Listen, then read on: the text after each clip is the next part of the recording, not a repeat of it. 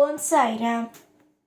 என் அன்பு செல்லமே, என்னுடைய அழகான தங்கமே, பெரிய பெரிய விஷயத்தை எல்லாம் சர்வசாதாரணமாக நீயோ கடந்து வந்து விட்டாய்.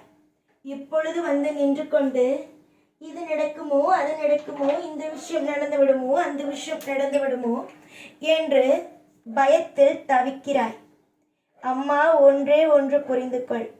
எந்த காரணத்தை கொண்டும் இதுதான் நடக்கும் அதுதான் நடக்கும் என்று நீயாக ஒரு விஷயத்தை குறிப்பிட்டு வைத்துக் கொள்ளாதே. உன்னுடைய வாழ்க்கையில் இன்றைய சூழ்நிலைகள் படி ஏதேதோ ஒரு மாற்றம் பயமோடு இருக்கிறது என்று வைத்துக்கொள். அதுவே எல்லா கால நேரத்திலேயும் எல்லா விதமான விஷயத்திலேயும் அதுவே உன்னை தொடராது. அதையும் தாண்டி நிறைய நல்ல விஷயங்கள் உன் வாழ்க்கையில் காத்திருக்கும் பொழுது தேவையில்லாமல் இப்படித்தான் நடக்கும், அப்படித்தான் நடக்கும், இந்த விஷயம்தான் நடக்கும் என்று எந்த காரணத்தையும் கொண்டு எதையும் நினைத்து பயப்படாதே. பெரிய பெரிய உச்சத்தில் இருக்கும் சிலருக்கு தேவையில்லாத பல பிரச்சனைகள் வருகிறது. அதனால் அவர்கள் அந்த இடத்திலிருந்து அவர்கள் உடனடியாக நீங்குவார்களா? அந்த உச்சத்தில் அமர்வதற்கு எவ்வளவு போராட்டத்தை போராடி ஒரு உச்சத்தில் அமர்ந்திருக்கிறார்கள். அதே மாதிரி நீ உன்னுடைய வாழ்க்கையில் இந்த இடத்தில் இப்பொழுது இருக்கிறாய் என்றால் நீ எவ்வளவு கஷ்டப்பட்டு ஒரு நிலையை பிடித்திருப்பாய். அதையும் ஒரு சிலர் உன்னிடம் இருந்து பெற்றுக்கொள்ள வேண்டும் என்று நினைக்கிறார்கள் என்றால் அவர்கள் நிச்சயமாக நல்லவர்கள் கிடையாது. அவர்களுக்கு தெய்வம் நல்ல விதமான தண்டனையை அவர்களுக்கு கொடுக்கும். புரிந்ததா? இதுதான் உண்மை. அதை நீ புரிந்து கொள்ளாமல் ஒவ்வொரு பொழுதுகளிலேயும் ஒவ்வொரு வழிகளிலேயும் ஒவ்வொரு விஷயத்திலேயும் நீ என்னிடம் சொல்லிக்கொண்டும் ஒவ்வொன்றும் கேட்டுக்கொண்டும் இருப்பது என்னுடைய வாழ்க்கையில் இதிலிருந்து காப்பாற்று என்று காப்பாற்றுவேன். காப்பாற்றாமல் எல்லாம் இருக்க மாட்டேன். உன்னை காப்பாற்றுவேன். எப்படி? ஒரு நிலையாக உன்னை காப்பாற்றுவேன். ஒரு சந்தோஷமாக உன்னை காப்பாற்றுவேன். உன்னுடைய வாழ்வில் பல திருப்திகளோடு உன்னை காப்பாற்றுவேன். இதுதான் நான். ஒரு குறைகள் கூட வைக்கக்கூடாது என்று நினைக்கிறேன். உங்களுடைய சந்தோஷத்திற்கோ இல்லை மற்ற எந்த விஷயத்திற்கோ உங்களுடைய வாழ்க்கையில் நான் எப்பொழுதும் ஒரு தடையாகவே இருக்க மாட்டேன். நான் உங்களுக்கு சொல்லும் ஒவ்வொன்றும் ஆபத்துகளாக இருந்தாலும் இல்லை, நான் ஒருவனை அடையாளம் காட்டுகிறேன் என்றாலும் அவனை நீ புரிந்து கொள்ள வேண்டும் என்பதற்காகத்தான் உன்னை சுற்றி வந்து சில விஷயத்தை உன்னிடம் நான் சொல்கிறேன். இதை நீ செய், இதை நீ செய்யாதே, இதை நீ செய்தால் உன் வாழ்க்கையில் நல்லது, இதை நீ செய்யாவிட்டால் உன்னுடைய வாழ்க்கையில் நல்லது இல்லை, இந்த மாதிரியான நான் சில விஷயத்தை கூறுகிறேன். அதாவது உன்னிடம் நேரடியாக வந்து இதை நீ செய், இவரிடம் நீ பேசக்கூடாது என்றால் நீ கேட்பாயா? அப்பொழுதுதான் அந்த நபரிடம் போய் நீ பேசுவாய். ஆனால் ஒரு நபருடைய சுயரூபத்தை காட்டிய பிறகு நீ அந்த நபரை விரும்புவாயா? சொல். அந்த நபரிடம் போய் நீ பேச வேண்டும், இவனிடம் பழக வேண்டும் என்று நீ நினைப்பாயா? அவன் அழகாக இருந்தால் கூட அந்த அழகை நீ ரசிப்பாயா? மாட்டாய். காரணம், அழகாக இருந்தால் என்ன, குணமே இல்லை, இதில் அழகு என்ன என்பதை நீ நினைப்பாய். அதனால்தான் ஒருவனுடைய வாழ்க்கையில் எது எது எப்படி இருக்கும், எந்தெந்த விஷயங்கள் எப்படியெல்லாம் இருக்கும் என்பதை நான் உனக்கு சொல்லாமல் அவனுடைய வாழ்க்கையை வைத்து நடத்தி காட்டுகிறேன். எல்லா விஷயத்திலேயும் உனக்கு நான் துணையாக இருக்க வேண்டும். உன்னுடைய வாழ்க்கையில் நான் ஒரு சிறந்த ஒரு விஷயத்தை சொல்லிக் கொடுத்தே ஆக வேண்டும் என்பதை நான் நினைக்கிறேன். உனக்கு நான் ஒரு உண்மையான அப்பாவாகவும் ஒரு நல்ல நல்ல நண்பனாகவும் எப்படியாவது இருந்துவிட வேண்டும். தன்னுடைய பிள்ளைக்கு ஒரு நல்லதொரு வாழ்க்கையை அமைத்து கொடுத்து விட வேண்டும் என்பதை தான் நான் நினைக்கிறேனே தவிர மற்றபடி உனக்கு நான் தவறாக ஒரு விஷயத்தையும் சொல்ல வேண்டும், ஒரு விஷயத்தையும் நான் எடுத்து சொல்லாமல் உன்னை எந்த ஒரு விஷயத்திலேயும் மாட்டிவிட வேண்டும் என்பதை நான் நினைக்கவில்லை.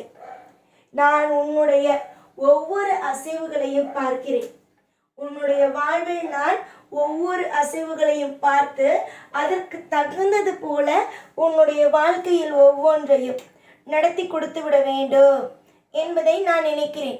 ஆனால் அதை புரிந்து கொள்ளாமல் இதெல்லாம் எனக்கு நடக்காது, அதெல்லாம் எனக்கு நடக்காது, என்னுடைய வாழ்க்கையில் தெய்வம் எனக்கு நல்லது செய்யவில்லை, என்னுடைய தெய்வம் எனக்கு துரோகத்தை செய்கிறது, என்னுடைய தெய்வம் எனக்கு மிகப்பெரிய அளவுக்கு ஒரு மோசமான ஒரு காரியத்தை செய்கிறது என்று போட்டு தேவையில்லாமல் குழப்பி தவிக்கிறீர்கள். குழம்பி தவித்து உங்களை நீங்களே ஏமாற்றிக் கொள்ளாதீர்கள். யார் உங்களை குழப்புகிறார்களோ அவர்கள் சுதாரிப்பாகத்தான் இருப்பார்கள். அதை நீங்கள் நன்றாக ஞாபகத்தில் வைத்துக் கொள்ளுங்கள். உங்களை ஒரு நபர் குழப்புகிறான் என்று வைத்துக் கொள்ளுங்கள். அவன் நன்றாக சுதாரிப்போடுத்தான் இருப்பான். ஆனால் கடைசியில் ஏமாறுவது நீங்களாகத்தான் இருப்பீர்கள். புரிந்ததா? அதனால்தான் ஒவ்வொரு நிமிஷத்திலேயும் ஒவ்வொரு பொழுதுகளிலேயும் நான் சொல்வது ஒரே ஒரு விஷயம்: அடுத்தவனை நம்பி ஏமாந்து விடாதே.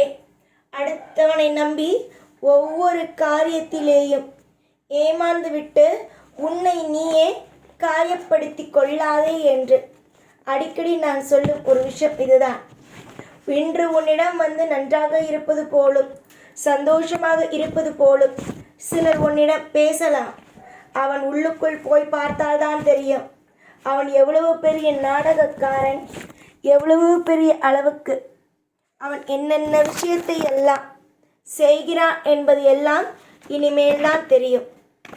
பொற்காலங்கள் துவங்கும் நேரத்தில் இந்த மாதிரியான சில பெயரை நீ உடனடியாக தூக்கி எறிய வேண்டும் உன்னுடைய வாழ்க்கையில் இருந்து. எப்போ பார்த்தாலும் இவன் இப்படி செய்துவிட்டான், அப்படி செய்துவிட்டான் என்ற ஒரு குறைகள் இருக்கிறது உன்னிடம். அந்த குறையை முதலில் தூக்கி போட்டுவிட்டு யார் எப்படிப்பட்டவன், எந்த ஒரு நிலைமையில் எப்படிப்பட்ட ஒரு சூழ்நிலையில் உன்னுடைய வாழ்க்கையை வைத்திருக்கிறான் என்பதை முதலில் பாருங்கள். அதையெல்லாம் விட்டுவிட்டு யாரையும் குறை சொல்லி உங்களுடைய நேரத்தையும் காலத்தையும் எப்போ பார்த்தாலும் கஷ்டப்படுத்தி கொண்டு நஷ்டப்படுத்தி கொண்டும் இருக்காதீர்கள். உங்களுக்கு இந்த பதிவின் மூலமாக நான் சொல்வது எல்லாரையும் புரிந்து கொள்ள வேண்டும் என்பதுதான். எல்லாரையும் புரிந்து கொள்ள வேண்டும். எல்லோரும் இங்கு ஏதோ ஒரு விஷயத்தை எதிர்பார்த்துதான் உன்னிடம் பழகுகிறார்கள் என்பதையும் நீ புரிந்து கொள்ள வேண்டும் என்பதற்காக மட்டுமே. காலத்தின் கட்டாயத்தால் சில விஷயத்தை உனக்கு என்னால் இப்பொழுது தர முடியாமல் இருக்கிறது.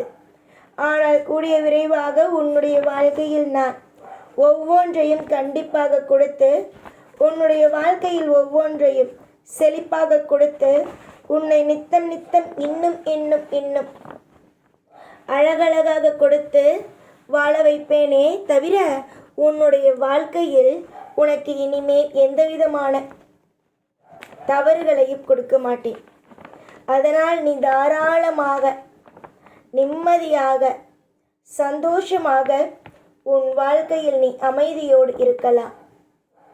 என்னுடைய அன்பான பிடித்த அழகான எனக்கு பிடித்த பிள்ளையே, இனி உன் வாழ்க்கையில் முற்றிலும் யோகமாகவே இருக்கும், முற்றிலும் அதிகமான மாற்றமாகவே இருக்கும். சந்தோஷமாக இரு.